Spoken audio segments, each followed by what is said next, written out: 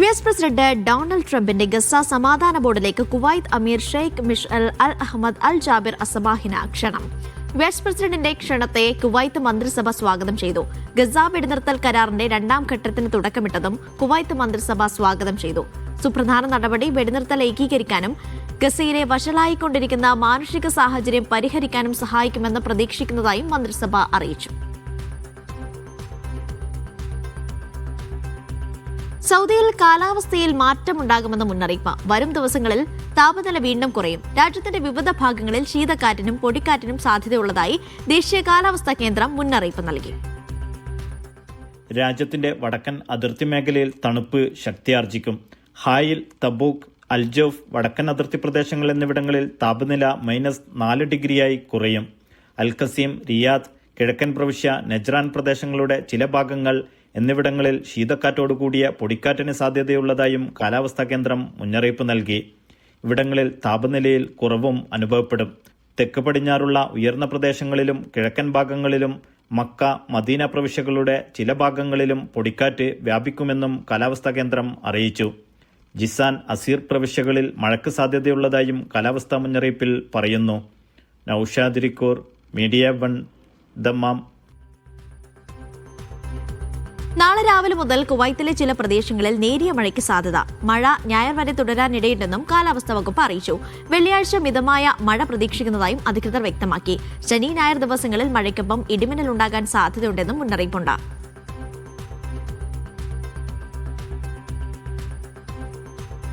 ഒമാനിൽ തൊഴിലാളികളുടെ അവകാശങ്ങൾ സംരക്ഷിക്കുന്നതിന് പ്രധാന നിയന്ത്രണ ഉപകരണമായി വേതന സംരക്ഷണ സംവിധാനം തുടരുന്നുണ്ടെന്ന് തൊഴിൽ മന്ത്രാലയം അറിയിച്ചു. തൊഴിലാളികൾക്ക് ശമ്പളം യഥാസമയം ഉറപ്പാക്കുന്നതിനും WPS സഹായിക്കുന്നുണ്ട്. ഒമാനിലെ തൊഴിൽ പണി നിയന്ത്രണം, തൊഴിൽ സംരക്ഷണം എന്നിവയിലെ പുരോഗതി വിശദീകരിച്ച മന്ത്രാലയത്തിന്റെ വാർഷിക മാധ്യമ സമ്മേളനത്തിലാണ് WPSന് കീഴിൽ രജിസ്റ്റർ ചെയ്ത സ്ഥാപനങ്ങളുടെ കണക്ക് പുറത്തുവിട്ടത്. 1,41,000 സ്ഥാപനങ്ങളാണ് ഇതുവരെ രജിസ്റ്റർ ചെയ്തിട്ടുള്ളത്. നിയമം 91,000 സ്ഥാപനങ്ങൾ പൂർണ്ണമായി പാലിക്കുന്നുണ്ടെന്നും വിശദീകരിച്ചു. ശമ്പളം യഥാസമയം നൽകുന്നുണ്ടെന്ന് ഉറപ്പാക്കുന്നതിനും തൊഴിലുടമ ജീവനക്കാർ എന്നിവരുടെ ബന്ധങ്ങളിലെ സുതാര്യത വർദ്ധിപ്പിക്കുന്നതിനും WPS സഹായിക്കുന്നുണ്ട്. സാമ്പത്തിക മേഖലകളിൽ ഉടനീളമുള്ള തൊഴിലാളികളുടെ അവകാശങ്ങൾ സംരക്ഷിക്കുന്നതിനുള്ള ഒരു പ്രധാന നിയന്ത്രണ ഉപകരണമായി വേതന സംരക്ഷണ സംവിധാനം തുടരുന്നുണ്ടെന്നാണ് മന്ത്രാലയത്തിന്റെ കണ്ടെത്തൽ. അതേസമയം 2025 നവംബർ വരെ ഒമാനി തൊഴിലന്വേഷകരുടെ എണ്ണം 74,000 ആണെന്ന് യോഗത്തിൽ തൊഴിൽ മന്ത്രി വിശദീകരിച്ചു. 2026 ഒമാനികൾക്ക് 60,000 തൊഴിലവസരങ്ങൾ സൃഷ്ടിക്കുമെന്നും അദ്ദേഹം കൂട്ടിച്ചേർത്തു. 2025 36,000 തൊഴിലവസരങ്ങളും 15,000 പരിശീലനവുമായി ബന്ധപ്പെട്ട നിയമനങ്ങളും സൃഷ്ടിച്ചിട്ടുണ്ടെന്നും യോഗം വിലയിരുത്തി. Media 1, Muscat. സൗദിയുടെ ഏറ്റവും പ്രധാനപ്പെട്ട റെയിൽവേ പദ്ധതികളിലൊന്നായ റിയാദ് ജിദ്ദ ലാൻഡ് ബ്രിഡ്ജ് പദ്ധതി 2034 പൂർത്തിയാകും. റിയാദിനെയും ജിദ്ദയെയും നേരിട്ട് റെയിൽവേ വഴി ബന്ധിപ്പിക്കുന്നതാണ് പദ്ധതി. ഘട്ടം ഘട്ടമായിട്ടായിരിക്കും പദ്ധതി പൂർത്തിയാക്കുക. റിയാദിനെയും ജിദ്ദയെയും നേരിട്ട് റെയിൽവേ വഴി ബന്ധിപ്പിക്കുന്ന പദ്ധതിയാണ് റിയാദ് ജിദ്ദ ലാൻഡ് ബ്രിഡ്ജ് പദ്ധതി. സൗദി റെയിൽവേസിന്റെ നേതൃത്വത്തിലാണ് പദ്ധതി. 2034 പദ്ധതി പൂർത്തിയാക്കുകയാണ് ലക്ഷ്യം. ഇതിനായി നേരത്തെ ചൈനീസ് കമ്പനിയുമായി ധാരണയുണ്ടായിരുന്നു. എന്നാൽ നിബന്ധനകൾ പാലിക്കാൻ കഴിയാത്ത സാഹചര്യത്തിൽ കമ്പനിയുമായി കരാർ ഉണ്ടാകില്ല. Railway CEO Bashar bin Khalid Al മാലിക്കാണ് ഇക്കാര്യം അറിയിച്ചത്. ഘട്ടം ഘട്ടമായിട്ടായിരിക്കും പദ്ധതി പൂർത്തിയാക്കുക. ഹജ്ജ് കാലത്ത് പ്രവർത്തിക്കുന്ന ട്രെയിൻ സംവിധാനം കഴിഞ്ഞ സീസണിൽ 100% സ്വദേശി ജീവനക്കാരാലാണ് പ്രവർത്തിച്ചതെന്നും അദ്ദേഹം കൂട്ടിച്ചേർത്തു. ഹുഫൂഫിൽ നിന്ന് ചരക്ക് ട്രെയിൻ സർവീസ് മാറ്റിയതായും അദ്ദേഹം അറിയിച്ചു. ജനങ്ങളുടെ ജീവിത നിലവാരം മെച്ചപ്പെടുത്തുന്നതിന്റെ ഭാഗമായിരുന്നു നടപടി. റിയാദ് ദോഹ ട്രെയിൻ പദ്ധതിയും പുരോഗമിക്കുന്നുണ്ട്. ഹറമൈൻ ട്രെയിനിലടക്കം വനിതകളുടെ പങ്ക് വർദ്ധിച്ചിട്ടുമുണ്ട്. മേഖലയിൽ സൗദി വനിതകൾക്കായി പ്രത്യേക പരിശീലന പദ്ധതികൾ പുരോഗമിക്കുന്നുണ്ടെന്നും അദ്ദേഹം അറിയിച്ചു. Vishal Cherpulassery, media 1, Riyadh.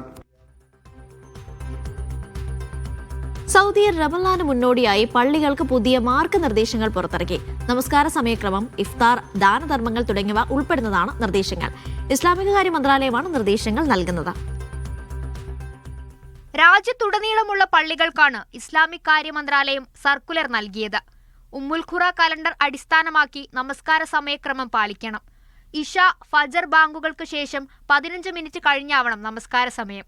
വിശ്വാസികൾക്ക് പള്ളിയിലേക്ക് എത്താൻ സൗകര്യമുദ്ദേശിച്ചാണ് നിർദ്ദേശം. ഇമാമുമാരുൾപ്പെടെയുള്ള മുഴുവൻ ജീവനക്കാരുടെയും ഹാജർ നിർബന്ധമായി പാലിക്കണം. അവധിയെടുക്കുകയാണെങ്കിൽ പകരക്കാരനെ നിശ്ചയിക്കാനും നിർദ്ദേശമുണ്ട്. റമദാനിലെ അവസാന 10 ദിനങ്ങളിലെ രാത്രി നമസ്കാരം പ്രഭാതത്തിനു മുൻപ് വിശ്വാസികൾക്ക് ബുദ്ധിമുട്ടില്ലാത്ത രീതിയിൽ അവസാനിപ്പിക്കണം. പള്ളികളിൽ ഇർത്തികാഫ് അനുഷ്ഠിക്കുന്നവരുടെ വിവരങ്ങൾ പള്ളികളിൽ രജിസ്റ്റർ ചെയ്യണം. സ്വദേശികളല്ലാത്തവർക്ക് സ്പോൺസറുടെ അനുമതി നിർബന്ധമാണ്. പള്ളികളിലോ പരിസരങ്ങളിലോ യാചനയ്ക്ക് പൂർണ്ണമായും വിലക്കുണ്ട്. അനധികൃത യാചന ജീവനക്കാർ സുരക്ഷാ ഉദ്യോഗസ്ഥരെ അറിയിക്കണം. മന്ത്രാലയത്തിന് കീഴിൽ ദിവസവും പരിശോധന നടത്തും. ലംഘനങ്ങൾ കണ്ടെത്തിയാൽ നടപടിയെടുക്കുമെന്നും മന്ത്രാലയം അറിയിച്ചു. റമദാനിൽ വിശ്വാസികൾക്ക് സുരക്ഷിതവും ആത്മീയവുമായ അന്തരീക്ഷം ഒരുക്കുകയാണ് ലക്ഷ്യം. Media 1 Jeddah.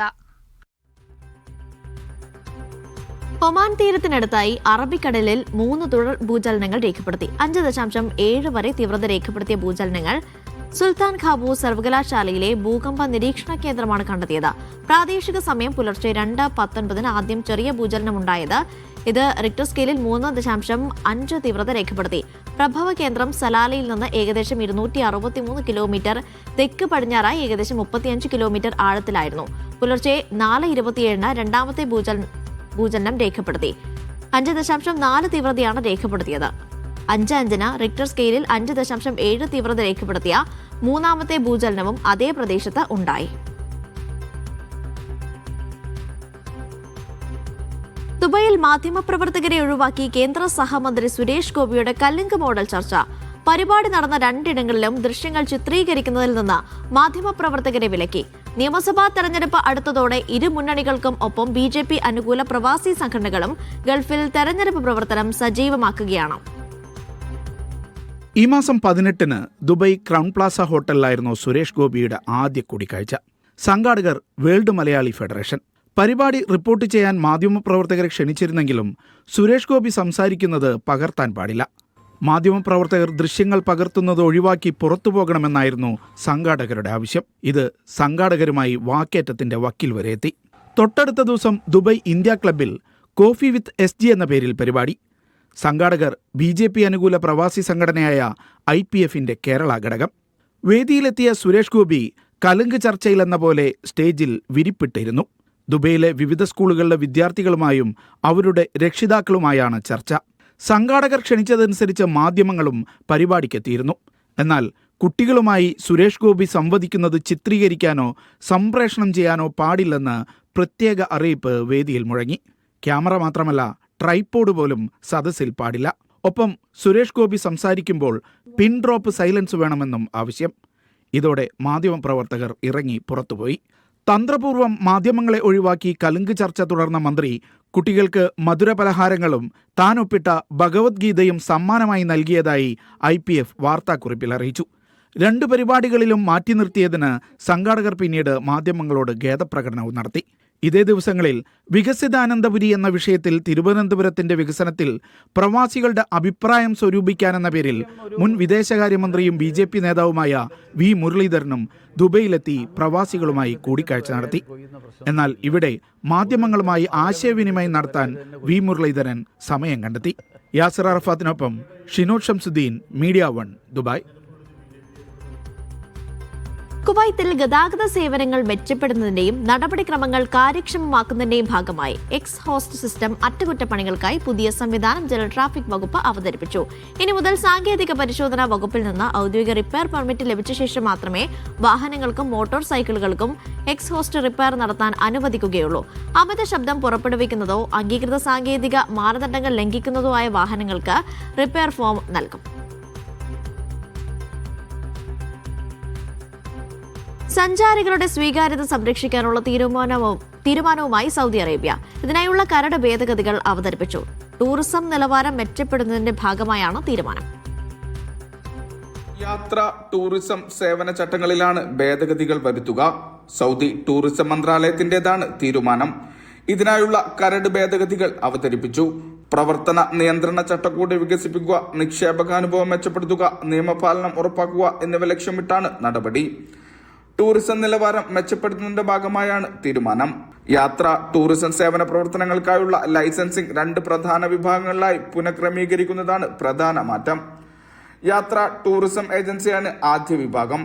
ടൂറിസം രംഗത്തെ പൊതുസേവനങ്ങളാണ് രണ്ടാമത്തെ വിഭാഗത്തിൽ ഉൾപ്പെടുക. കൂടുതൽ കർശനമായ ലൈസൻസിംഗ്, പുതുക്കൽ നിയന്ത്രണങ്ങൾ എന്നിവ പുതിയ ഭേദഗതിയിലുണ്ട്. Vishal Cherpulassery, media 1 Riyadh. Road അറ്റകുറ്റപ്പണികളുടെ ഭാഗമായി സെക്കൻഡ് റിംഗ് റോഡ് ഇന്റർസെക്ഷൻ മുതൽ എഞ്ചിനീയേഴ്സ് അസോസിയേഷൻ ഇന്റർസെക്ഷൻ വരെ അറേബ്യൻ ഗൾഫ് സ്ട്രീറ്റ് പൂർണ്ണമായും അടച്ചിടുമെന്ന് ജനറൽ ട്രാഫിക് വകുപ്പ് അറിയിച്ചു. നാളെ വൈകിട്ട് 6 മണി മുതൽ ജനുവരി 25 രാവിലെ 6 മണി വരെ ഈ ഭാഗത്ത് ഗതാഗതം നിർത്തിവെക്കും. വാഹനങ്ങൾ ബദൽ വഴികൾ ഉപയോഗിക്കണമെന്നും ട്രാഫിക് നിർദ്ദേശങ്ങളും മുന്നറിയിപ്പ് ബോർഡുകളും കർശനമായി പാലിക്കണമെന്നും അധികൃതർ അഭ്യർത്ഥിച്ചു. വാർത്തയിലേക്ക്. UAE കലാലയം സാംസ്കാരിക വേദി സംഘടിപ്പിക്കുന്ന നാഷണൽ പ്രവാസി സാഹിത്യോത്സവ് റാസൽ ഖൈമയിൽ നടക്കും. 15ാമത് എഡിഷൻ ജനുവരി 25 നടക്കുക. 12 സോണുകൾ പിന്നിട്ടാണ് ദേശീയതല സാഹിത്യോത്സവം റാസൽ ഖൈമയിലെ അദൻ കമ്മ്യൂണിറ്റി ഓഡിറ്റോറിയത്തിൽ സംഘടിപ്പിക്കുന്നത്. 12 വിഭാഗങ്ങളിൽ 82 മത്സരങ്ങളിലായി 1000-ലധികം മത്സരാർത്ഥികൾ പങ്കെടുക്കുമെന്നും ഭാരവാഹികൾ ദുബൈയിൽ വാർത്താസമ്മേളനത്തിൽ അറിയിച്ചു. സാംസ്കാരിക സമ്മേളനം, സാഹിത്യ ചർച്ചകൾ, രചനാ പരിശീലനം, വ്യത്യസ്ത സ്റ്റാളുകൾ, വിവിധ പവലിയനുകൾ തുടങ്ങിയവയും സാഹിത്യോത്സവത്തിന്റെ ഭാഗമായി നടക്കും. മാധ്യമപ്രവർത്തകൻ അഭിലാഷ് മോഹൻ, UAE വിവിധ മത, വിദ്യാഭ്യാസ, സാമൂഹിക, സാംസ്കാരിക രംഗത്തുള്ളവർ സംബന്ധിക്കും. വാർത്താസമ്മേളനത്തിൽ ഭാരവാഹികളായ മുഹമ്മദ് ഫബാരി, സാബിർ അലി, അഫ്സൽ പറമ്പത്ത്, സുഹൈൽ മാട്ടൂൽ എന്നിവർ പങ്കെടുത്തു. Media 1 Dubai. കുവൈത്ത് ജയിലിലെ തീപിടുത്തവുമായി ബന്ധപ്പെട്ട് മരിച്ചവരുടെ എണ്ണം 3 ആയതായി ആഭ്യന്തര മന്ത്രാലയം അറിയിച്ചു. പരിക്കേറ്റ് ചികിത്സയിലായിരുന്ന സർജന്റ് മുഹമ്മദ് സാദ് അൽ ഹജറി മരിച്ചതോടെയാണ് മരണസംഖ്യ വർദ്ധിച്ചത്. നേരത്തെ സംഭവത്തിൽ കേണൽ സൗദ് അൽ ഖംസാനും ഒരു ഈജിപ്ഷ്യൻ തൊഴിലാളിയും മരിച്ചിരുന്നു. വാറന്റ് ഓഫീസർ മുഹമ്മദ് അൽ ഷറഫ് ഉൾപ്പെടെ 2 ഈജിപ്ഷ്യൻ തൊഴിലാളികൾ ആശുപത്രിയിൽ ചികിത്സയിൽ തുടരുന്നതായും അറിയിച്ചു.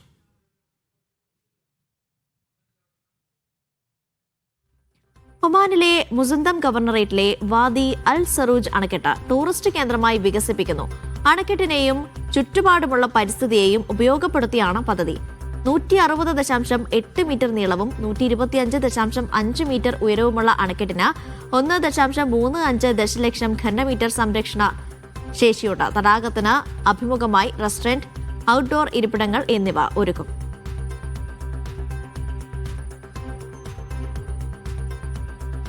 കോഴിക്കോട് കുന്നമംഗലം വരട്ടിയാക്കിൽ പുതിയറക്കൽ വീട്ടിൽ പരേതനായ MC അബൂബക്കറിന്റെ ഭാര്യ കുഞ്ഞീബി അന്തരിച്ചു.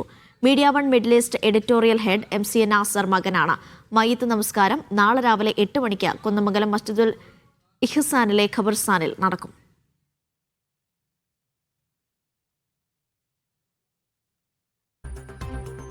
ദമാം ഗോർനാഥ മൈതാനവും അതിനോട് ചേർന്നുള്ള പാർക്കിന്റെയും വികസന പ്രവർത്തനങ്ങൾ പൂർത്തിയായി.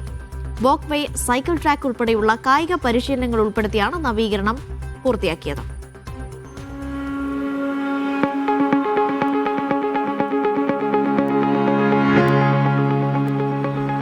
ദമാം ഗോർനാഥ മൈതാനത്തിന്റെ വികസന പ്രവൃത്തികൾ പൂർത്തിയായി. ദമാം മുനിസിപ്പാലിറ്റിക്ക് കീഴിലാണ് നിർമ്മാണ പ്രവൃത്തികൾ പൂർത്തിയാക്കിയത്. വിശാലമായ മൈതാനത്തിന് ചുറ്റും മരങ്ങൾ നട്ടുപിടിപ്പിച്ചും പാർക്കൊരുക്കിയുമാണ് പദ്ധതി. ഒപ്പം വാക്ക് വേ, സൈക്കിൾ ട്രാക്ക് തുടങ്ങിയ കായിക പരിശീലന കേന്ദ്രവും പദ്ധതിയുടെ ഭാഗമാണ്.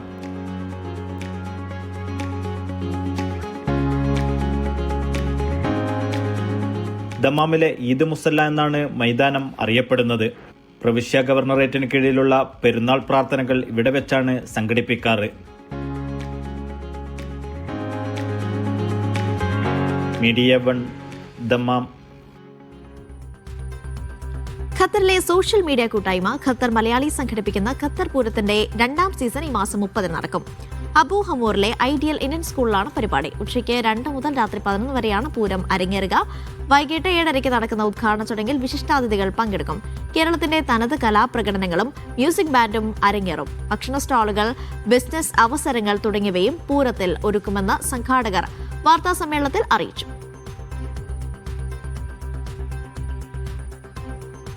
സൗദിയുടെ തലസ്ഥാനത്ത് ഉല്ലാസത്തിന് കൂടുതൽ ഇടങ്ങൾ ഒരുക്കാൻ തീരുമാനമായി. 2 പാർക്കുകളാണ് പ്രഖ്യാപിച്ചത്.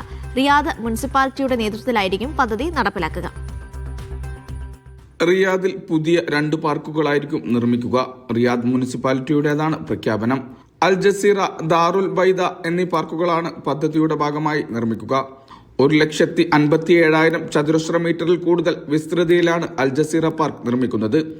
ഗോൾഫ് കോഴ്സ്, വാട്ടർ സ്പോർട്സ് ഗെയിമുകൾ, റെസ്റ്റോറന്റുകൾ, കഫേകൾ, നടപ്പാതകൾ, ഹരിതയിടങ്ങൾ എന്നിവ പാർക്കിലുണ്ടാകും.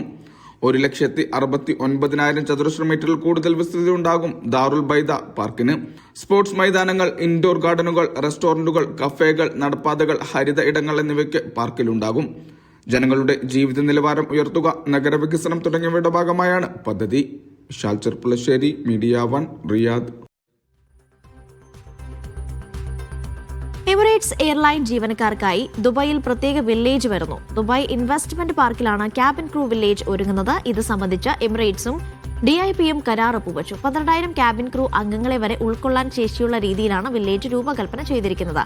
ഈ വർഷം 2ാം പാദം പദ്ധതിയുടെ നിർമ്മാണം ആരംഭിക്കും. ആദ്യഘട്ടം 2029 പൂർത്തിയാക്കുമെന്നാണ് പ്രതീക്ഷ. സൗദിയിലെ സ്ക്രാപ്പ് ആൻഡ് മെറ്റൽ എക്സ്പോർട്ടിംഗ് മേഖലയിലെ പ്രമുഖരായ PT ഗ്രൂപ്പിന്റെ പ്രൈം ഇന്റർനാഷണൽ ഇൻഡസ്ട്രിയൽ കമ്പനി സൗദിയിൽ നിന്നും ഉൽപാദനത്തിനൊരുങ്ങുന്നു. കമ്പനിയുടെ നിർമ്മാണ ഫാക്ടറിക്ക് ദമാം 3rd ഇൻഡസ്ട്രിയൽ സിറ്റിയിൽ തറക്കല്ലിട്ടു. അലൂമിനിയം, കോപ്പർ, സ്റ്റീൽ, അലോയ് പ്രോഡക്റ്റുകൾ തദ്ദേശീയമായി ഉൽപ്പാദിച്ച് സൗദിക്കകത്തും പുറത്തും സാന്നിധ്യം ഉറപ്പിക്കുകയാണ് ലക്ഷ്യം. 30 വർഷത്തിലേറെയായി സൗദിയിൽ സ്ക്രാപ്പ് ആൻഡ് മെറ്റൽ എക്സ്പോർട്ടിംഗ് മേഖലയിൽ പ്രവർത്തിച്ചു വരുന്ന PT ഗ്രൂപ്പിന് കീഴിലുള്ള പ്രൈം ഇന്റർനാഷണൽ ഇൻഡസ്ട്രിയൽ കമ്പനി ഉൽപാദന രംഗത്തേക്ക് കടക്കുന്നു. കമ്പനിയുടെ ഫാക്ടറിക്ക് ദമാം 3rd ഇൻഡസ്ട്രിയൽ സിറ്റിയിൽ തറക്കല്ലിട്ടു. കമ്പനി സ്ഥാപകൻ PT അബൂബക്കർ ഹാജി കർമ്മം നിർവഹിച്ചു. Muhammad Misfar Al Ghamdi, company managing director Anwar PT, ഡയറക്ടർമാരായ Abdussalam PT, Irshad PT, chief operating officer Shahabaz PT എന്നിവരുടെ സാന്നിധ്യത്തിലായിരുന്നു ചടങ്ങ്.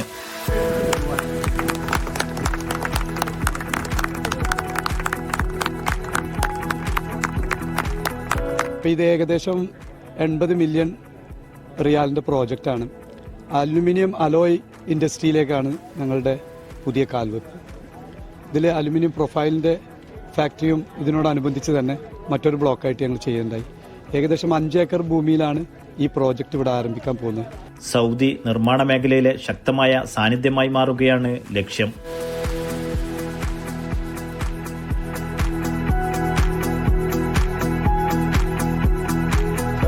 ഇപ്പോൾ സൗദിയാണല്ലോ വളർന്നുകൊണ്ടിരിക്കുന്നത്.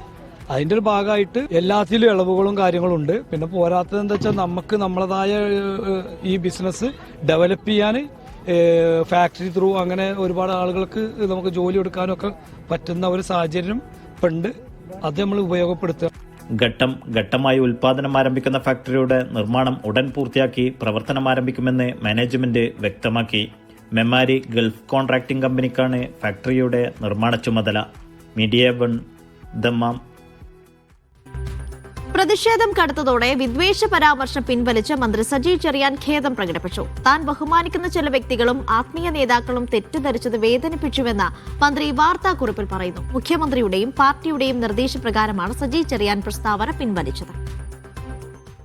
നിങ്ങൾ മലപ്പുറത്ത് നടന്ന ജില്ലാ പഞ്ചായത്ത് തെരഞ്ഞെടുപ്പിൽ നിങ്ങൾ ജയിച്ചു വന്നവരുടെ പേരൊക്കെ എടുത്ത് വായിച്ചു നോക്ക്. എന്താണ് നമ്മുടെ രാജ്യത്തിന്റെ സ്ഥിതി? അങ്ങനെ പോകാൻ പാടുണ്ടോ? കാസർഗോഡ് മുനിസിപ്പാലിറ്റി എടുത്തു നോക്ക്. നിങ്ങളിത് ഉത്തർപ്രദേശും മധ്യപ്രദേശും ആക്കാൻ ശ്രമിക്കരുത്. വിദ്വേഷ പ്രചരണത്തിന്റെ എല്ലാ വശങ്ങളും അടങ്ങിയതായിരുന്നു സാംസ്കാരിക വകുപ്പ് മന്ത്രി സജി ചെറിയാന്റെ ഈ വാക്കുകൾ.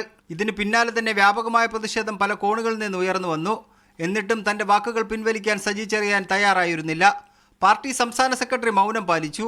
എന്നാൽ തെരഞ്ഞെടുപ്പെടുത്തിരിക്കെ സജി ചെറിയാന്റെ പ്രസ്താവന വലിയ തിരിച്ചടി ഉണ്ടാക്കുമെന്ന ബോധ്യം പാർട്ടി നേതൃത്വത്തിന് പിന്നീടുണ്ടായി. ഇതിന്റെ അടിസ്ഥാനത്തിൽ മുഖ്യമന്ത്രിയും പാർട്ടി സംസ്ഥാന സെക്രട്ടറിയും പറഞ്ഞതോടെയാണ് സജി ചെറിയാൻ പ്രസ്താവന പിൻവലിച്ചത്. തന്നെ തെറ്റിദ്ധരിച്ച് തന്റെ ഉദ്ദേശശുദ്ധി മനസ്സിലാക്കാതെ ആർക്കെങ്കിലും വേദനയോ പ്രയാസമോ ഉണ്ടായിട്ടുണ്ടെങ്കിൽ നിർവ്യാജം ഖേദം പ്രകടിപ്പിക്കുന്നുവെന്നും താൻ നടത്തിയ പ്രസ്താവന പിൻവലിക്കുന്നുവെന്നും സജി ചെറിയാൻ ഇറക്കിയ വാർത്താക്കുറിപ്പിൽ പറയുന്നു. വർഗീയതയോട് സമരസപ്പെട്ടില്ല എന്നതുകൊണ്ട് ഒരുപാട് തിക്താനുഭവങ്ങൾ തനിക്ക് നേരിടേണ്ടി വന്നിട്ടുണ്ട്. പ്രസ്താവന വളച്ചൊടിച്ച് ഇപ്പോൾ പുറത്തുവരുന്ന കാര്യങ്ങൾ തന്റെ മതനിരപേക്ഷ നിലപാടിനെ വ്രണപ്പെടുത്തുന്നതാണെന്ന് സജി ചെറിയാന്റെ പ്രസ്താവനയിലുണ്ട്. നാളെ നിയമസഭ വീണ്ടും ആരംഭിക്കുമ്പോൾ പ്രതിപക്ഷം ഇത് ആയുധമാക്കുമെന്ന് വിലയിരുത്തലിന്റെ അടിസ്ഥാനത്തിലാണ് സജി ചെറിയാനോട് പാർട്ടി വേഗം തിരുത്തൽ ആവശ്യപ്പെട്ടത്. മീഡിയ 1, തിരുവനന്തപുരം. വിദ്വേഷ പ്രചാരണം നടത്തിയ മന്ത്രി സജി ചെറിയാനെ തള്ളി CPM സംസ്ഥാന സെക്രട്ടറി MV ഗോവിന്ദൻ. ഏറ്റവും ശക്തമായ വർഗീയ വിരുദ്ധ നിലപാട് സ്വീകരിക്കുന്ന പാർട്ടിയാണ് CPM. അതിനെതിരെ ആരെങ്കിലും എന്തെങ്കിലും നിലപാട് സ്വീകരിച്ചാൽ അത് പാർട്ടി നിലപാടായിരിക്കില്ല എന്നും MV ഗോവിന്ദൻ പറഞ്ഞു. സജി ചെറിയാനെതിരെ നടപടി വേണമെന്നും വർഗീയതയ്ക്ക് തീ കൊളുത്തുകയാണ് സജി ചെറിയാൻ ചെയ്തതെന്നും KPCC അധ്യക്ഷൻ സണ്ണി ജോസഫ് പ്രതികരിച്ചു. വർഗീയ ധ്രുവീകരണം വ്യാപകമായി നടന്നു എന്നൊന്നും ആരും പറഞ്ഞിട്ടില്ല, ഞങ്ങളൊന്നും പറഞ്ഞിട്ടില്ല. പിന്നെ വെറുതെ പിൻവലിക്കുവാരെങ്കിലും ഏറ്റവും ശക്തിയായ വർഗീയ വിരുദ്ധ നിലപാട് സ്വീകരിക്കുന്ന പാർട്ടിയാണ് CPIM. അത് അന്നും അതെ, ഇന്നും അതെ, നാളെയും അങ്ങനെ തന്നെയായിരിക്കും. അക്കാര്യത്തിൽ നിന്ന് വ്യത്യസ്തമായ എന്തെങ്കിലും നിലപാട് ആരെങ്കിലും സ്വീകരിച്ചിട്ടുണ്ടെങ്കിൽ ആ നിലപാടുകളൊന്നും പാർട്ടി നിലപാടല്ല. അദ്ദേഹത്തെ പാർട്ടി നടപടിയെടുക്കണം. അദ്ദേഹത്തിന്റെ പേരിൽ ഈ കഴിഞ്ഞ ദിവസങ്ങളിലൊക്കെ അദ്ദേഹത്തെ സംരക്ഷിക്കാനാണ്. അദ്ദേഹം കേരളത്തിന്റെ സാംസ്കാരിക മന്ത്രിയാണ്. അദ്ദേഹം വർഗീയതയ്ക്ക് തീ കൊളുത്തുകയാണ് ചെയ്തത്. നേരത്തെ ഭരണഘടനയെ അവഹേളിച്ച ഒരു മന്ത്രിയാണ്. നിയമസഭയ്ക്കകത്തും പുറത്തും അത് ആവശ്യമുയർത്തി.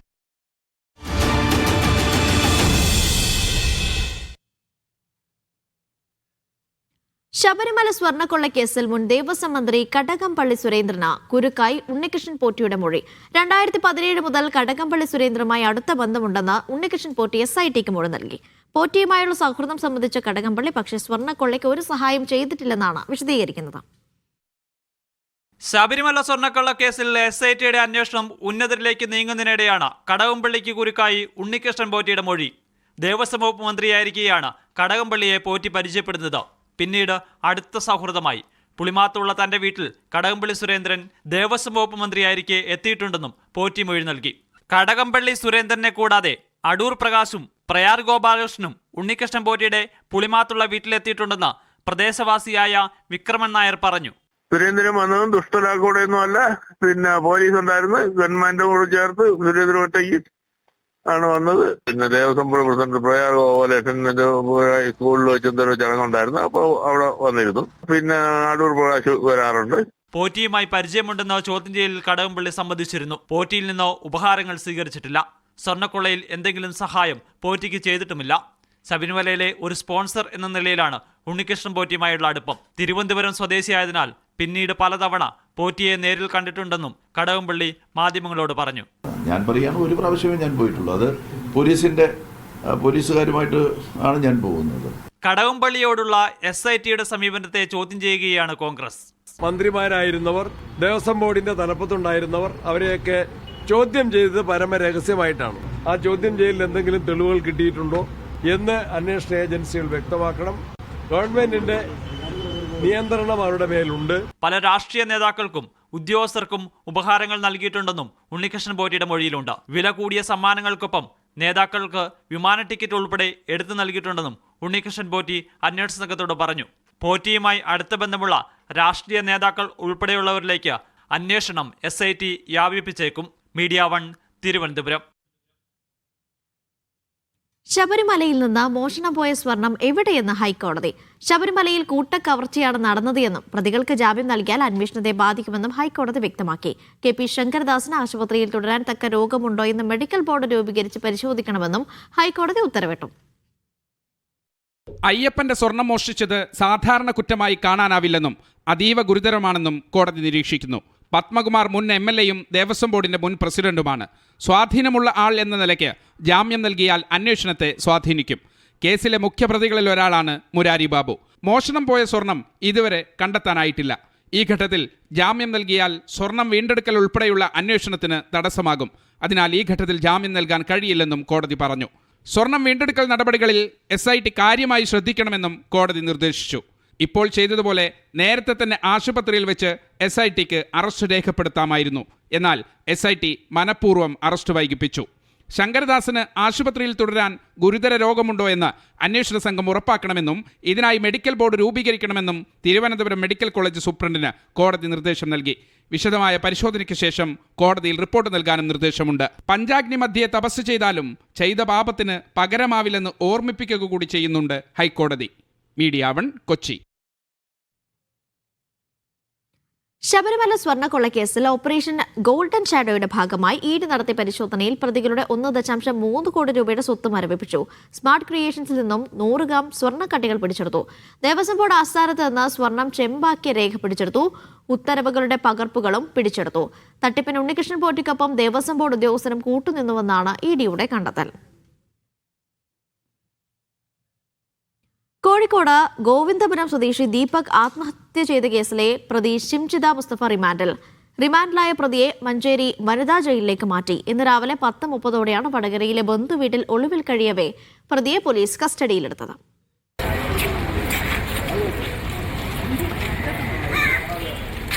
ദീപകിന്റെ ആത്മഹത്യക്ക് പിന്നാലെ 6 ദിവസങ്ങൾക്ക് ശേഷമാണ് പ്രതിയെ പോലീസ് പിടികൂടുന്നത്. വടകരയിലെ ബന്ധുവീട്ടിൽ നിന്ന് പിടികൂടിയ പ്രതിയെ കൊയിലാണ്ടി താലൂക്ക് ആശുപത്രിയിൽ വൈദ്യപരിശോധനയ്ക്ക് എത്തിച്ചു. പിടിയിലായ വിവരമറിഞ്ഞതിനെ തുടർന്ന് മെഡിക്കൽ കോളേജ് പോലീസ് സ്റ്റേഷന് സമീപം നാട്ടുകാർ തടിച്ചുകൂടി.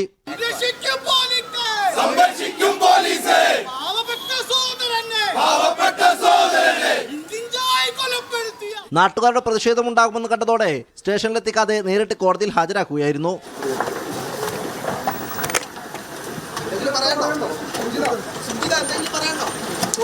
പതിനാല് ദിവസത്തേക്ക് റിമാൻഡ് ചെയ്തതിനെ തുടർന്ന് പ്രതിയെ മഞ്ചേരി വനിതാ ജയിലിലേക്ക് മാറ്റി.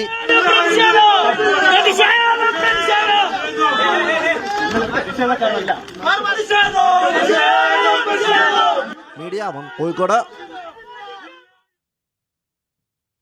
മുസ്ലിം ലീഗ് ഒഴികെ എല്ലാ സമുദായ സംഘടനകളുമായും ഐക്യ ചർച്ച നടത്തുമെന്ന് SNDP യോഗം ജനറൽ സെക്രട്ടറി വെള്ളാപ്പള്ളി നടേശൻ. NSSുമായുള്ള ഐക്യ ചർച്ചയ്ക്ക് തുഷാർ വെള്ളാപ്പള്ളിയെ ചുമതലപ്പെടുത്തി. ന്യൂനപക്ഷങ്ങൾക്കെതിരായ വിദ്വേഷ പരാമർശത്തിൽ വെള്ളാപ്പള്ളി നടേശന് പൂർണ്ണ പിന്തുണ പ്രഖ്യാപിച്ച് SNDP യോഗം പ്രമേയം പാസാക്കി. തെരഞ്ഞെടുപ്പ് അടുത്തിരിക്കെ NSSുമായി കൈകോർത്ത് മുന്നോട്ടു പോകാനാണ് SNDPയുടെ തീരുമാനം. NSS ജനറൽ സെക്രട്ടറി സുകുമാരൻ നായരോട് വലിയ നന്ദിയുണ്ടെന്നും ഇനി SNDP NSSുമായി കൊമ്പുകോർക്കില്ലെന്നും SNDP യോഗം ജനറൽ സെക്രട്ടറി വെള്ളാപ്പള്ളി നടേശൻ പറഞ്ഞു. തീർച്ചയായിട്ടും അവരുമായിട്ട് ആലോചിച്ച് ഇനി ഏത് തീരുമാനം ഉണ്ടാവും. ഇനി ഏതായാലും ഒരു കാര്യമുണ്ട്, SNDP NSS തമ്മിൽ കൊമ്പ് കോർക്കുന്ന ഒരു പ്രശ്നമേ ഇനി ഉണ്ടാകാൻ പോകുന്നില്ല. മുസ്ലിം ലീഗ് ഒഴികെയുള്ള മറ്റ് മുസ്ലിം സംഘടനകളുമായി ഐക്യത്തിന് ചർച്ച നടത്താൻ ഒരുക്കമാണ്. മുസ്ലിം ലീഗ് തെറ്റിദ്ധരുത്തി വന്നാൽ അവരോടും ചർച്ചയ്ക്ക് ഒരുക്കമാണെന്നും വെള്ളാപ്പള്ളി നടേശൻ കൂട്ടിച്ചേർത്തു. ലീഗും നല്ല മനസ്സ് തോന്നി ഞങ്ങളോട് സഹകരിക്കുന്നത് കാരണം അവരോടും അവർ തെറ്റിദ്ധരുത്തുമെങ്കിൽ അവരോടും ഞങ്ങൾ എന്തിനാണ് വിരോധം? അവർ തെറ്റിദ്ധരുത്തട്ടെ. NSS SNDP ഐക്യ ചർച്ചയെ NSSും സ്വാഗതം ചെയ്തു. NSSന്റെ അടിസ്ഥാന മൂല്യങ്ങൾ ബലികൽപ്പിക്കാതെയായിരിക്കും ഐക്യമെന്നും NSS general secretary Sukumaran Nair പറഞ്ഞു. ഞങ്ങളായിട്ട് ഒരു പ്രശ്നം ഉണ്ടാകട്ടെ. അദ്ദേഹം പറയുകയും ചെയ്തു ഇതിന് യാതൊരു അഴിവുമില്ല എന്ന് പറയുകയും ചെയ്തു. അതല്ലേ ഇപ്പോൾ വിശ്വസിക്കാൻ ഒക്കൂ. ഹിന്ദുക്കളുടെ യോജിപ്പില്ലായ്മ വെല്ലുവിളിയല്ലേ, ഹിന്ദുക്കളുടെ തന്നെ. മലപ്പുറം ജില്ലയിൽ ഇപ്പോഴും ഈഴവ സമുദായം അനുഭവിക്കുന്ന അവഗണന പൊതുസമൂഹത്തിൽ തുറന്നു പറഞ്ഞതിൽ വെള്ളാപ്പള്ളിയെ വേട്ടയാടിയെന്നും വെള്ളാപ്പള്ളിക്ക് അതിൽ പൂർണ്ണ പിന്തുണ നൽകുന്നുവെന്നും നേതൃയോഗം പ്രമേയത്തിൽ അവതരിപ്പിച്ചു. മീഡിയ 1 ആലപ്പുഴ. കേരളത്തിൽ ഭരണവിരുദ്ധ വികാരം ഉണ്ടെന്ന് NDTV വോട്ട് വൈബ് സർവേ. 50% ജനങ്ങൾ ഭരണത്തിൽ അതൃപ്തി പ്രകടിപ്പിക്കുന്നുണ്ടെന്നാണ് സർവേ ഫലം. 31% ആളുകൾ ഭരണം വളരെ മോശമാണ് എന്നാണ് പറയുന്നത്. VD സതീശൻ മുഖ്യമന്ത്രിയാകണമെന്ന് 22.4% പേർ പിന്തുണ നൽകുമ്പോൾ പിണറായി വിജയന് 18% പിന്തുണ. കേരളത്തിൽ നിയമസഭാ തെരഞ്ഞെടുപ്പ് അടുത്തിരിക്കുകയാണ് ദേശീയ മാധ്യമമായ NDTVയുടെ സർവേ ഫലം പുറത്തുവന്നത്. ഭരണത്തുടർച്ചയുണ്ടാകുമെന്ന LDF പ്രതീക്ഷയ്ക്ക് മങ്ങലേൽക്കുന്നതാണ് survey. UDF 32%, LDF 29%, BJP 19% vote നേടുമെന്നാണ് പറയുന്നത്. മുഖ്യമന്ത്രി സ്ഥാനത്തേക്ക് VD സതീശനെയും പിണറായി വിജയനെയും കൂടാതെ CPM നേതാവ് KK ശൈലജയ്ക്ക് 16% പേരുടെയും BJP സംസ്ഥാന അധ്യക്ഷൻ രാജീവ് ചന്ദ്രശേഖരന് 14.5% പേരുടെയും ശശി തരൂരിന് 9.8% പേരുടെയും പിന്തുണയുണ്ട്. സർവേയിൽ മുഖ്യമന്ത്രി സ്ഥാനത്തേക്ക് തന്റെ പേരില്ലാത്തത് വളരെ നല്ലതെന്നും ഓരോരുത്തരുടെയും താല്പര്യങ്ങൾക്കനുസരിച്ചാണ് ഈ സർവേയെന്നും രമേശ് ചെന്നിത്തല പറഞ്ഞു. അതൊക്കെ ചുമ്മാ വെറുതെ അങ്ങയുടെ പേരില്ല. വേണ്ട, എന്റെ പേരില്ലാതെ വളരെ നന്നായി. പാർട്ടിക്ക് പാർട്ടിയുടേതായ സിസ്റ്റം ഉണ്ട്. അല്ലാണ്ട് ഞങ്ങൾ അങ്ങനെ സർവേ ചെയ്യുന്നത് ഇത് ഓരോ താല്പര്യം അനുസരിച്ച് ഓരോരുത്തർ. ഡേറ്റ അനലൈസ് സ്ഥാപനമായ വോട്ട് വെബുമായി ചേർന്ന് NDTV തെരഞ്ഞെടുപ്പിന് മുമ്പും ശേഷവും നടത്തുന്ന സർവേയാണിത്. മീഡിയ 1 ഡൽഹി.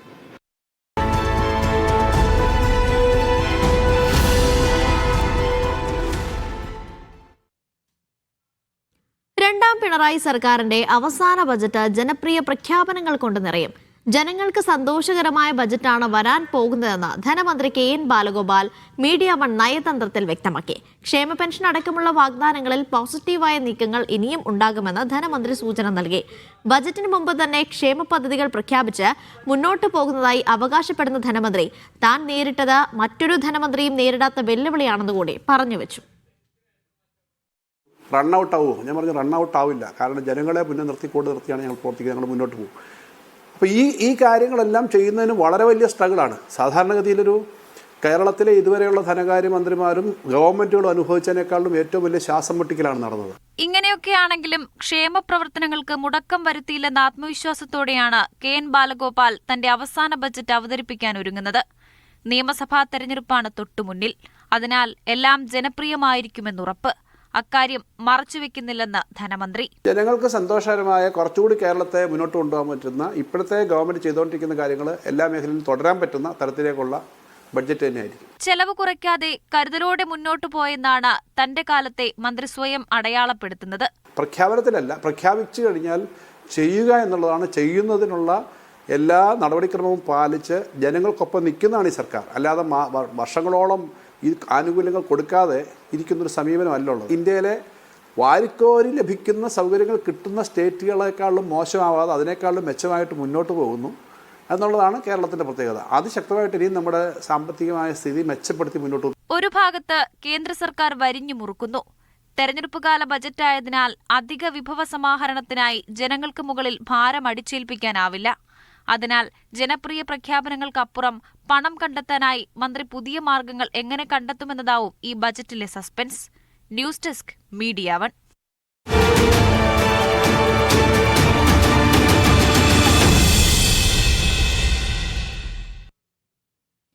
കൊല്ലത്ത് കഴിഞ്ഞ തവണ കൈവിട്ടുപോയ കുണ്ടറ സീറ്റിൽ വിജയിക്കാൻ തീവ്ര ശ്രമത്തിൽ CPM. മണ്ഡലം തിരികെ പിടിക്കാൻ പാർട്ടി പരിഗണിക്കുന്നത് 4 പേരെയാണ്. മുൻമന്ത്രി മേഴ്സിക്കുട്ടിയമ്മയ്ക്ക് ഒരവസരം കൂടി നൽകിയില്ലെങ്കിൽ സ്ഥാനാർത്ഥിത്വം യുവ നേതാക്കളിലേക്ക് എത്താനും സാധ്യതയുണ്ട്. 2016 30,460 വോട്ടിന്റെ ഭൂരിപക്ഷത്തിൽ വിജയിച്ച സീറ്റിലാണ് കഴിഞ്ഞ തവണ മേഴ്സിക്കുട്ടിയമ്മ 4,523 വോട്ടിന് PC വിഷ്ണുനാഥിനോട് തോറ്റത്. മത്സരിച്ച മന്ത്രിമാരിൽ തോറ്റ ഒരേ ഒരാളായിരുന്നു മേഴ്സിക്കുട്ടിയമ്മ. കഴിഞ്ഞ തവണ പരാജയപ്പെട്ട സാഹചര്യം ഇപ്പോൾ മണ്ഡലത്തിലില്ലെന്ന് മേഴ്സിക്കുട്ടിയമ്മയെ സ്ഥാനാർത്ഥിയാക്കണമെന്നാവശ്യപ്പെടുന്നവർ നേതൃത്വത്തെ അറിയിച്ചു. 3 തവണ MLA ആയതും മണ്ഡലത്തിൽ ആളുകൾക്ക് സുപരിചിത എന്നതും അനുകൂലം. CPM സംസ്ഥാന കമ്മിറ്റി അംഗവും യുവജന കമ്മീഷൻ മുൻ ചെയർപേഴ്സണുമായിരുന്ന ചിന്താ ജെറോമിന്റെ പേരാണ് മറ്റൊന്ന്. പരിചയപ്പെടുത്തലുകൾ വേണ്ട എന്നത് അനുകൂലം. കൊല്ലം ജില്ലാ പഞ്ചായത്ത് വൈസ് പ്രസിഡന്റും DYFI സംസ്ഥാന ട്രഷററുമായ SR അരുൺബാബുവിന്റെ പേരും പരിഗണിക്കുന്നുണ്ട്. യുവാക്കൾക്ക് സീറ്റ് നൽകിയാൽ 2-ൽ ഒരാൾ തന്നെയാകും സ്ഥാനാർത്ഥി. അല്ലെങ്കിൽ ജില്ലാ സെക്രട്ടേറിയറ്റ് അംഗവും 3 തവണ കുണ്ടറ ഏരിയ സെക്രട്ടറിയുമായ SL സജികുമാറിനും സാധ്യതയുണ്ട്. കയർഫെഡ് മുൻ ചെയർമാൻ കൂടിയാണ് സജികുമാർ. LDF അധികാര തുടർച്ച ലക്ഷ്യമിടുമ്പോൾ ഇവരാരുമല്ലാതെ ഏതെങ്കിലും പേരുകൾ സംസ്ഥാന നേതൃത്വം മുന്നോട്ട് വയ്ക്കുമോ എന്നതും കാത്തിരുന്ന് കാണാം. 2021 ഇടതു തരംഗത്തിലും പാർട്ടിക്ക് ക്ഷീണമായി മാറിയ കുണ്ടറയിലെ തോൽവി ഇനി ആവർത്തിക്കാതിരിക്കാനുള്ള പ്രവർത്തനമാണ് മണ്ഡലത്തിൽ പാർട്ടി നടത്തുന്നത്. കൊല്ലത്ത് നിന്ന് ലിജോ റോളൻസ്, മീഡിയ 1. ഖത്തർ അമീറിന്റെ സാന്നിധ്യത്തിൽ ബാച്ച് കേഡറ്റുകളുടെ ബിരുദദാന ചടങ്ങ് നടന്നു. പോലീസ് പരേഡ് ചടങ്ങിന് മിഴിവേകി.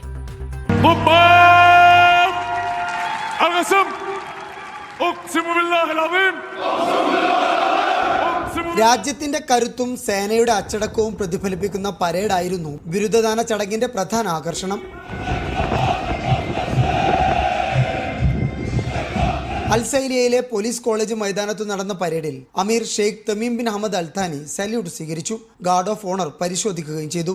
ഷെയ്ഖുമാർ, മന്ത്രിമാർ, വിവിധ രാജ്യങ്ങളുടെ നയതന്ത്ര പ്രതിനിധികൾ, മന്ത്രാലയങ്ങളിലെ മുതിർന്ന ഉദ്യോഗസ്ഥർ തുടങ്ങിയവർ പങ്കെടുത്തു. ആകെ 168 പേരാണ് പോലീസ് അക്കാദമിയിലെ പരിശീലനം പൂർത്തിയാക്കി പുറത്തിറങ്ങുന്നത്. ഇവരിൽ 117 പേർ ഖത്തറികളും 51 പേർ മറ്റു അറബ് രാഷ്ട്രങ്ങളിൽ നിന്നുള്ളവരുമാണ്.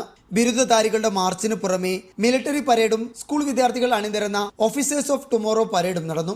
ഔദ്യോഗിക ചടങ്ങുകൾക്ക് ശേഷം പരേഡ് ഗ്രൗണ്ടിൽ ബിരുദധാരികൾക്കൊപ്പം മാതാപിതാക്കളും കുടുംബാംഗങ്ങളും പരമ്പരാഗത നൃത്തം വെച്ചും ഫോട്ടോ എടുത്തും ആഹ്ലാദം പ്രകടിപ്പിച്ചു. ഈ രാജ്യത്തിന്റെ പ്രൗഢിയും പോലീസ് സേനയുടെ കരുത്തും വിളിച്ചോതുന്ന പരേഡായിരുന്നു അൽ റയ്യാനിലെ പോലീസ് അക്കാദമിയിൽ നടന്നത്. ദോഹയിൽ നിന്ന് അബ്ബാസ് മുഹമ്മദ്, മീഡിയ 1. പ്രവാസികളുടെ തിരിച്ചറിയൽ കാർഡുകളുടെ കാലാവധി അവരുടെ താമസ രേഖയുടെ കാലാവധിയുമായി നേരിട്ട് ബന്ധിപ്പിക്കണമെന്ന പുതിയ നിയമ ഭേദഗതിക്ക് ബഹ്റൈൻ പാർലമെന്റിൽ അംഗീകാരം. വിഷയം സംബന്ധിച്ച ബിൽ അന്തിമ തീരുമാനത്തിനായി ശൂറ കൌൺസിലിന് വിട്ടു.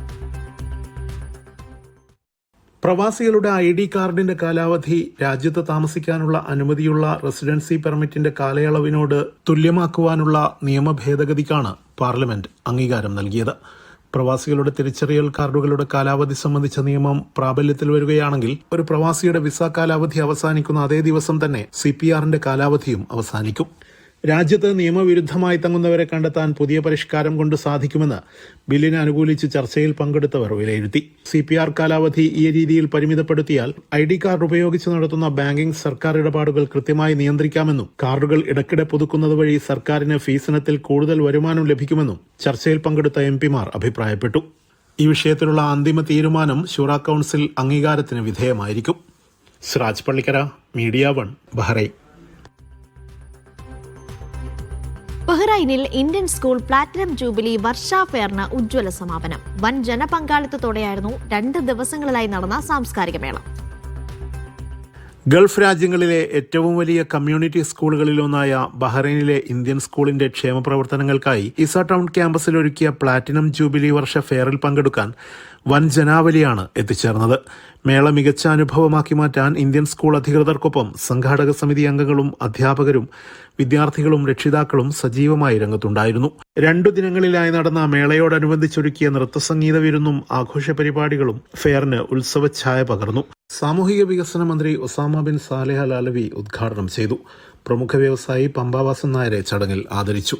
അധ്യാപകർ, വിദ്യാർത്ഥികൾ, രക്ഷിതാക്കൾ, പൂർവ്വ വിദ്യാർത്ഥികൾ, പ്രവാസി സമൂഹം എന്നിവരിൽ നിന്നും മികച്ച പ്രതികരണമാണ് ഫെയറിന് ലഭിച്ചത്. സ്റ്റാർ വിഷൻ ഇവന്റ്സ് അവതരിപ്പിച്ച പരിപാടിയിൽ ആദ്യ ദിവസം സ്റ്റീഫൻ ദേവസി ഒരുക്കിയ സംഗീത വിരുന്നും 2ാം ദിനം വിദ്യാർത്ഥികളുടെ നൃത്ത പരിപാടികളും പിന്നണി ഗായിക രൂപാലി ജഗ്ഗ നയിച്ച സംഗീത നിശയും അരങ്ങേറി. School chairman advocate Binu Mannil Varghese, secretary V Rajapandian, principal V R Palaniswami, fair general convener R Ramesh, star vision events chairman Sethuraj Kadakkal, vice ചെയർമാനും സ്പോർട്സ് അംഗവുമായ ഡോക്ടർ മുഹമ്മദ് ഫൈസൽ തുടങ്ങിയവർ സന്നിഹിതരായിരുന്നു. ഇന്ത്യൻ സ്കൂളിന്റെ അക്കാദമിക മികവും സാമൂഹിക പ്രതിബദ്ധതയും അടയാളപ്പെടുത്തിയ 75 വർഷങ്ങൾ ആഘോഷിക്കുന്നതാണ് പ്ലാറ്റിനം ജൂബിലി മേളയെന്ന് ചെയർമാൻ അഡ്വക്കേറ്റ് ബിനു മണ്ണിൽ വർഗീസ് പറഞ്ഞു. മേളയുടെ വിജയത്തിനായി എല്ലാവരും നൽകിയ പിന്തുണക്ക് ചെയർമാൻ നന്ദി അറിയിച്ചു. മേളയുടെ ഭാഗമായി പ്രഖ്യാപിച്ച റാഫിൾ നറുക്കെടുപ്പ് ജനുവരി 26-ന് ഓൺലൈനായി നടക്കും. 1ാം സമ്മാന ജേതാവിന് MG കാറും മറ്റു ജേതാക്കൾക്ക് നിരവധി സമ്മാനങ്ങളും ലഭിക്കുമെന്ന് സംഘാടകർ അറിയിച്ചു. Siraj Pallikkara, media 1, Bahrain. CPM നിയന്ത്രണത്തിലുള്ള വയനാട് ബ്രഹ്മഗിരി സൊസൈറ്റിയിൽ കള്ളപ്പണം വെളുപ്പിച്ചെന്ന ഗുരുതര വെളിപ്പെടുത്തലുമായി ജീവനക്കാരൻ നൌഷാദ്. 2021-ൽ സൊസൈറ്റിയിലേക്ക് ചാക്കിൽ പണം എത്തിച്ച് ജീവനക്കാരുടെ അക്കൗണ്ട് വഴി നിക്ഷേപം നടത്തിയെന്നാണ് ആരോപണം. പണം തിരിച്ചു കിട്ടാൻ നിക്ഷേപകർ പ്രക്ഷോഭം നടത്തുന്നതിനിടയിലാണ് പുതിയ വെളിപ്പെടുത്തൽ.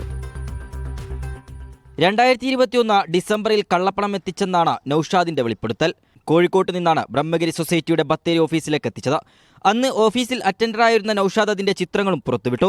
പിന്നീട് ബത്തേരിയിലെ ഒരു ബാങ്ക് വഴി സൊസൈറ്റിയിലെ ജീവനക്കാരുടെ അക്കൗണ്ടിലൂടെ ആ പണം വെളുപ്പിച്ചെടുത്തുവെന്നും നൌഷാദ് പറയുന്നു. 2021 ഡിസംബർ മാസത്തിലാണ് ബ്രഹ്മഗിരി ഡെവലപ്മെന്റ് സൊസൈറ്റിയിൽ ചാക്കിൽ പൈസ കൊണ്ടുവരുന്നത്. ജീവനക്കാരുടെ അക്കൗണ്ടിലൂടെ ബ്രഹ്മഗിരിയുടെ അക്കൗണ്ടിലേക്ക് ട്രാൻസ്ഫർ ചെയ്യുകയാണ് ചെയ്തത്.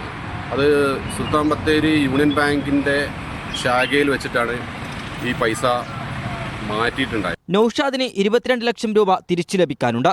സൊസൈറ്റിയുടെ ഭാഗമായി അടച്ചുപൂട്ടിയ മാംസ സംസ്കരണ ഫാക്ടറിയിൽ പണം നിക്ഷേപിച്ച 600-ലധികം ആളുകളാണ് വഞ്ചിതരായത്. ഇതിൽ CPM പ്രവർത്തകരും ഉൾപ്പെടും. 100 കോടിയോളം വരുന്ന തുക തിരികെ ആവശ്യപ്പെട്ട് CPM നിയന്ത്രണത്തിലുള്ള ഭരണസമിതിക്കെതിരെ വലിയ പ്രക്ഷോഭമാണ് ഉയരുന്നത്. മീഡിയ 1, വയനാട്. സംസ്ഥാനത്ത് കഴിഞ്ഞ 10 വർഷത്തിനിടെ പേവിഷബാധയേറ്റ് മരിച്ചത് 118 പേർ. ഏറ്റവും കൂടുതൽ പേർ മരിച്ചത് കൊല്ലത്തും കുറവ് കാസർഗോഡുമാണ്. മരിച്ചവരിൽ 10 വയസ്സിൽ താഴെയുള്ള 12 കുട്ടികളുമുണ്ടെന്നാണ് പുറത്തുവരുന്ന കണക്കുകൾ. ഇതിനിടെ ഇന്നും സംസ്ഥാനത്തിന്റെ വിവിധ ഭാഗങ്ങളിൽ തെരുവ് നായയുടെ ആക്രമണമുണ്ടായി.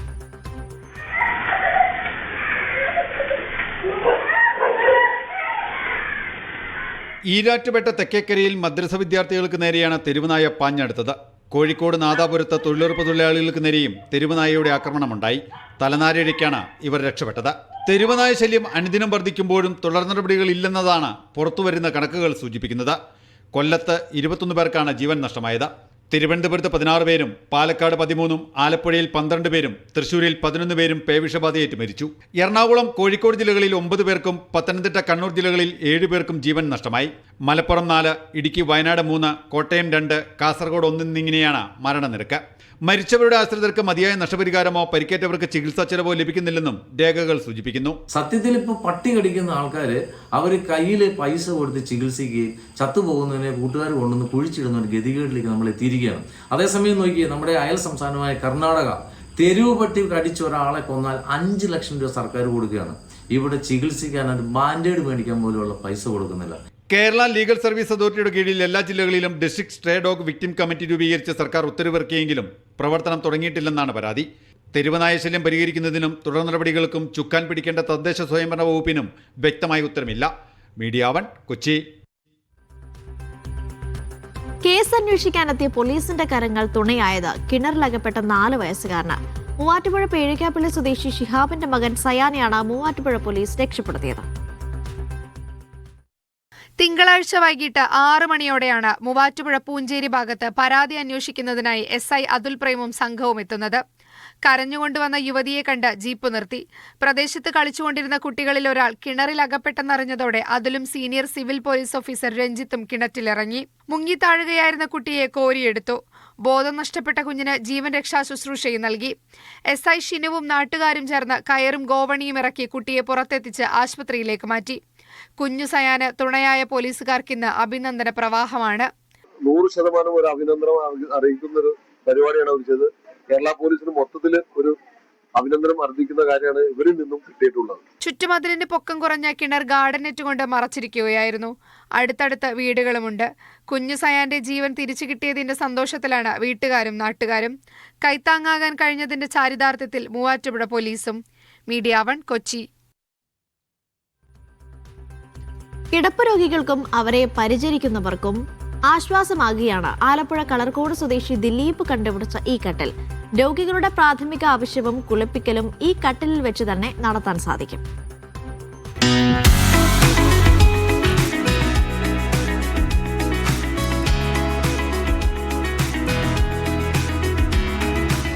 രോഗികൾക്ക് ഉറങ്ങാനും പ്രാഥമിക ആവശ്യങ്ങൾക്കും കുളിക്കാനും ഉൾപ്പെടെ അവരുടെ എല്ലാ കർത്തവ്യങ്ങളും ഈ ഒരു ബെഡിൽ വെച്ച് തന്നെ നടത്താൻ സാധിക്കും. രോഗികളുടെ വിസർജ്യം ബെഡിലാവാതെ അത് പ്രത്യേകം നിർമ്മിച്ച ക്ലോസറ്റിലേക്ക് പോകും. അത് ഫ്ലഷ് ചെയ്ത് കളയാനുള്ള സൗകര്യവും ഉണ്ട്. രോഗികളെ കുളിപ്പിക്കുന്നതും ഈ ബെഡിൽ തന്നെ. കിടക്കയിൽ വീഴുന്ന വെള്ളം വേഗത്തിൽ ഉണങ്ങിക്കിട്ടും എന്നതാണ് ഇതിന്റെ മറ്റൊരു പ്രത്യേകത. എല്ലാം റിമോട്ട് കൺട്രോളിംഗിലാണ് പ്രവർത്തനം. തന്റെ പിതാവ് കിടപ്പിലായ സമയത്ത് മാതാവ് അനുഭവിച്ച കഷ്ടതയിൽ നിന്നാണ് ഇത്തരത്തിൽ ഒരു കിടക്ക നിർമ്മിക്കാൻ കാരണമായതെന്ന് ദിലീപ് പറഞ്ഞു. ഞാൻ ശരിക്കും പറഞ്ഞാൽ ഇങ്ങനൊരു ബെഡ് ഉണ്ടാക്കാൻ നിർബന്ധിതരാവുക ചെയ്ത്. കാരണം എൻ്റെ അച്ഛൻ്റെ അമ്മയുടെയും ഒരു സുരക്ഷയെ കരുതിയും അവർക്കുണ്ടാകുന്ന ഒരു ബുദ്ധിമുട്ട് മാറ്റാനായിട്ട് ഞാൻ ചെയ്ത കാര്യമാണ്. ആദ്യത്തെ ബെഡ് ഞാൻ അച്ഛന് വേണ്ടി ഉണ്ടാക്കി. അച്ഛൻ അതിനകത്തൊരു 8 മാസത്തോളം കിടന്നു. ഇത് അച്ഛനിൽ മാത്രം ഒതുങ്ങി നിൽക്കാതെ അത് മറ്റുള്ളവരിലേക്കും കൂടെ ഇതുപോലെ കഷ്ടപ്പെടുന്ന ഒരുപാട് പേരുണ്ടാവുമല്ലോ, അവർക്ക് ഗുണമായിക്കോട്ടെന്ന് കരുതി. രോഗികൾ കട്ടിലിൽ നിന്ന് താഴേക്ക് വീഴും എന്ന ഭയവും വേണ്ട. ഒരു സ്വിച്ച് അമർത്തിയാൽ കട്ടിലിന്റെ 2 സൈഡിലുമുള്ള കവറിംഗ് ഉയർന്നു വരും. 1,69,000 രൂപയാണ് കിടക്കയുടെ വില. 2.5 വർഷമായി ദിലീപ് ഇത്തരം കിടക്കകൾ നിർമ്മിച്ച് വിൽപ്പന നടത്തുന്നുണ്ട്. കിടപ്പ് രോഗികൾക്കും അവരുടെ കുടുംബങ്ങൾക്കും ബുദ്ധിമുട്ടില്ലാത്ത രീതിയിൽ ഒരു ഉപകരണം നിർമ്മിച്ചു നൽകുകയായിരുന്നു തന്റെ ലക്ഷ്യമെന്ന് ദിലീപ് പറയുന്നു. മീഡിയ 1 ആലപ്പുഴ. എറണാകുളം ഐക്യനാട് പഞ്ചായത്തിലെ 2020 അംഗങ്ങൾക്കെതിരെ പരാതിയുമായി LDF. തദ്ദേശ സ്വയംഭരണ തെരഞ്ഞെടുപ്പിൽ സമർപ്പിച്ച സത്യവാങ്മൂലത്തിൽ തെറ്റായ വിവരങ്ങൾ നൽകിയെന്ന് ചൂണ്ടിക്കാട്ടി സ്ഥാനാർത്ഥികളാണ് പരാതി നൽകിയത്. 2020 പാർട്ടിയിൽ നിന്ന് മാസം ലഭിക്കുന്ന തുക വരുമാനത്തിൽ ഉൾപ്പെടുത്തിയിട്ടില്ല എന്നാണ് ആരോപണം. ഡോളറിനെതിരെ റെക്കോർഡ് തകർച്ചയിൽ ഇന്ത്യൻ രൂപ. ഒമാൻ റിയാലിന്റെ വിനിമയ നിരക്ക് സർവകാല റെക്കോർഡിലെത്തി. ഒരു ഒമാൻ റിയാലിന് 237 രൂപ 20 പൈസയാണ് ഒമാനിലെ പല വിനിമയ സ്ഥാപനങ്ങളും ഇന്ന് നൽകിയത്. എന്താണ് രൂപയ്ക്ക് സംഭവിക്കുന്നത്? നിലവിലെ സ്ഥിതിയിൽ മാറ്റമുണ്ടാകുമോ? സാമ്പത്തിക വിദഗ്ധൻ അഡ്വക്കേറ്റ് R മധുസൂദനൻ പറയുന്നു.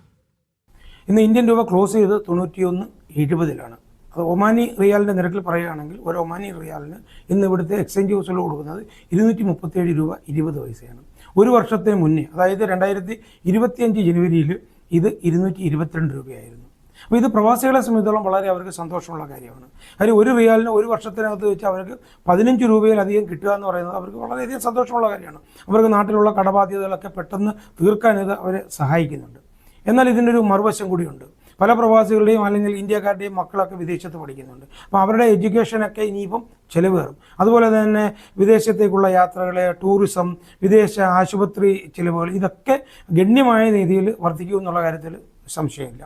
എന്നാൽ കയറ്റുമതിക്കാരെ സംബന്ധിച്ചിടത്തോളം ഇത് അവർ കയറ്റി വയ്ക്കുന്ന ഉൽപ്പന്നങ്ങൾക്ക് കൂടുതൽ മൂല്യം കിട്ടുന്നു. അപ്പോൾ അവർക്ക് തീർച്ചയായിട്ടും അവർക്കും സന്തോഷമുള്ള കാര്യമാണ്. എന്നാൽ ഇന്ത്യക്കാരെ സംബന്ധിച്ചിടത്തോളം ഇന്ത്യ ധാരാളം ഓയിൽ, സ്വർണം, ഇലക്ട്രോണിക് ഗുഡ്സ് ഇവയൊക്കെ ഇമ്പോർട്ട് ചെയ്യുന്ന രാജ്യമാണ്. അപ്പോൾ ഇനി തൊട്ട് ഇമ്പോർട്ടുകളെല്ലാം വളരെ കോസ്റ്റ്ലി ആവുകയും ഇത് നാട്ടിലെ വില നിലവാരം കൂട്ടുകയും സാധാരണക്കാരായിട്ടുള്ള ജനങ്ങളെ ഇത് ഒരു അഡ്വേഴ്സായിട്ട് അഫക്റ്റ് ചെയ്യുന്നുള്ള കാര്യത്തിൽ യാതൊരു സംശയവുമില്ല. ഈ രൂപ ഇങ്ങനെ ഇടിയാനുള്ള പ്രധാന കാരണം എന്ന് പറയുന്നത്, പെട്ടെന്നുണ്ടായ കാരണം എന്ന് പറയുന്നത് ഗ്രീൻലാൻഡിൽ ഉണ്ടായിട്ടുള്ള ഈ അടുത്ത സമയത്തിനുണ്ടായിട്ടുള്ള അമേരിക്കൻ ഇടപെടലിനെ തുടർന്നുണ്ടായിട്ടുള്ള പ്രശ്നങ്ങളാണ്. ഇത് അന്താരാഷ്ട്ര തലത്തിൽ ആൾക്കാർക്ക് ഒരുപാട് ബുദ്ധിമുട്ടുകൾ ഉണ്ടാക്കുകയും ഇൻവെസ്റ്റേഴ്സ് അവർ കുറച്ചുകൂടെ റിസ്ക് അവേഴ്സ് ആവുകയും പല ഇൻവെസ്റ്റ്മെൻറ്റുകളും അവർ ഗോൾഡിലേക്ക് മാറ്റുകയും ചെയ്തു. അതുകൊണ്ടാണ് കഴിഞ്ഞ കുറേ ദിവസമായിട്ട് ഗോൾഡിൻ്റെ വില ക്രമാതീതമായിട്ട് കൂടിയിട്ടുണ്ട്. ഗോൾഡ് എന്ന് പറയുന്നത് ഒരു പെർഫെക്റ്റ് ഹെഡ്ജ് അഗൈൻസ്റ്റ് ഇൻഫ്ലേഷനും ഒരു സേഫ് ഹെവനാണ്, ഒരു പെർഫെക്റ്റ് ആയിട്ടുള്ള ഒരു ഇൻവെസ്റ്റ്മെൻ്റ് ആണ് ഗോൾഡ് എന്ന് പറയുന്നത്. ഡോളറുകൾ ഈ ധാരാളം എമൗണ്ടുകൾ ഇന്ത്യൻ സ്റ്റോക്ക് മാർക്കറ്റിൽ നിന്ന് വിറ്റഴിക്കുമ്പോൾ ഇത് ഇന്ത്യൻ രൂപയ്ക്ക് വളരെയധികം പ്രഷർ കൊടുക്കുന്നു, രൂപ വളരെയധികം സമ്മർദ്ദത്തിലാവുന്നു.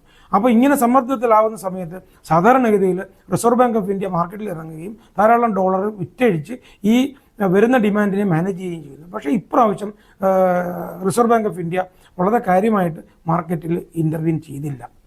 ഇതുകൊണ്ടാണ് ഈ പെട്ടെന്ന് കഴിഞ്ഞ കുറേ ദിവസങ്ങളായിട്ട് ഇന്ത്യൻ രൂപ ഇങ്ങനെ ഡിപ്രീഷിയേറ്റ് ചെയ്തുകൊണ്ടിരിക്കുന്നത്. ഇന്ത്യൻ രൂപയുടെ സംബന്ധിച്ചോളം ഈ വീക്ക്നെസ് ഒരു 1-2 മാസം കൂടെ ഒക്കെ കണ്ടിന്യൂ ചെയ്യാനാണ് സാധ്യത. 2 കാര്യങ്ങൾ ഇന്ത്യൻ രൂപയുടെ മൂല്യത്തെ സംബന്ധിച്ചുള്ള ദിശാബോധം നമുക്ക് തരും. ഒന്ന്, റിസർവ് ബാങ്ക് എത്രത്തോളം ഈ മാർക്കറ്റിൽ ശക്തമായി ഇടപെടുന്നു എന്നുള്ളതാണ്. രണ്ടാമത്തത് ഈ ഫെബ്രുവരി മാസം 1-ാം തീയതി വരുന്ന കേന്ദ്ര ബഡ്ജറ്റാണ്. അപ്പോൾ ഇത് രണ്ടും കേന്ദ്ര ബഡ്ജറ്റിൽ ഉള്ള നിർദ്ദേശങ്ങളൊക്കെ ഈ ഇന്ത്യൻ രൂപയുടെ ഒരു മൂല്യത്തിന് ഒരു മൂല്യം നിശ്ചയിക്കുന്നതിലൊരു കാര്യമാണ്.